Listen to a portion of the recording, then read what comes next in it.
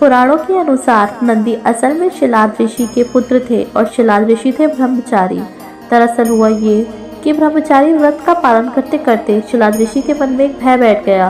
भय था कि बिना संतान उनकी मृत्यु के बाद उनका वंश समाप्त हो जाएगा। इसलिए उन्होंने अपने वंश को आगे बढ़ाने के लिए एक बच्चा गोद लेने का मन बनाया। मन तो ऋषि शिलाद ने बना लिया, लेकिन दुविधा यह थी कि ऋषि ऐसे बालक को गोद लेना चाहते थे जिस पर भगवान शिव की असीम कृपा हो। अब ऐसा बालक ढूंढने से भी मिलना मुश्किल था, तो ऋषि भगवान की घोर तपस्या में लीन हो गए। लंबे समय तक तप करने के बाद भी उन्हें इसका कोई भी फल प्राप्त नहीं हुआ। ऐसे में ऋषि शिलाद ने अपनी तपस्या को और भी कठोर कर दिया। काफी समय के कठोर तप के बाद आखिर भगवान शिव प्रसन्न हुए और उन्होंने ऋषि शिलाद को दर्शन दिए। भगवान शिव ने शिलाद ऋषि से कहा, मांगो, क्या वर मांगते हो। ऋषि शिलाद ने अपनी कामना भगवान शिव से जाहिर की। भगवान शिव ने शिलाद को पुत्र का आशीर्वाद दिया और वहां से चले गए। अगले ही दिन जब ऋषि शिलाद पास के खेतों से गुजर रहे थे तो उन्हें वहां एक नवजात बच्चा मिला। बच्चे का मुख बेहद ही मनमोहक और लुहावना था। ऋषि बच्चे को देख बहुत खुश हुए और यह सोचकर इधर उधर देखने लगे कि इतने प्यारे बच्चे को इस हाल में यहाँ छोड़कर कौन चला गया है। तभी भगवान शिव की आवाज आई और उन्होंने कहा, शिलाद, यही है तुम्हारा पुत्र।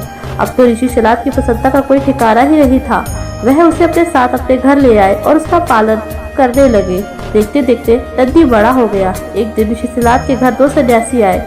ऋषि शिलाद की आज्ञा से नंदी ने दोनों सन्यासी को खूब आदर सत्कार किया, उन्हें भोजन कराया। ऋषि शिलाद के घर में मिले इस सेवा भाव से दोनों सन्यासी अत्यधिक प्रसन्न हुए। उन्होंने ऋषि शिलाद की दीर्घायु का आशीर्वाद दिया, लेकिन नंदी जिसने उनकी इतनी मन से सेवा की थी उसके लिए वह एक शब्द भी नहीं कहा। सन्यासी द्वारा ऐसा किए जाने पर ऋषि शिलाद को आश्चर्य हुआ। अपनी जिज्ञासा को शांत करने के लिए शिलाद ने सन्यासियों से ऐसा करने के पीछे की वजह पूछी। तब सन्यासियों ने बताया कि आपके इस पुत्र की आयु बहुत कम है, इसलिए हमने इसे कोई आशीर्वाद नहीं दिया। नंदी ने सन्यासियों की यह बात सुन ली। नंदी ने अपने पिता से कहा, आपने मुझे स्वयं भगवान शिव के आशीर्वाद से पाया है, तो मेरे पास इस जीवन की रक्षा कि भगवान शिव ही करेंगे। अब आप इस बात की चिंता बिल्कुल भी न करें। इतना कहते ही नंदी भगवान शिव की आराधना में लग जाता है। उससे अपने पिता की तरह ही नंदी भी भगवान शिव को प्रसन्न करने के लिए कठोर तप किया। फलस्वरूप भगवान शिव को प्रसन्न हुए और नंदी को बैल का मुख देकर अपना सबसे प्रिय और वाहन बनाया। इस प्रकार नंदी भगवान शिव के सबसे प्रिय वाहन बने और समाज के उन्होंने पूजनीय स्थल भी मिला। यही वजह है कि भगवान शिव की आराधना से पूर्व उनके प्रिय नंदी जी की पूजा की जाती है।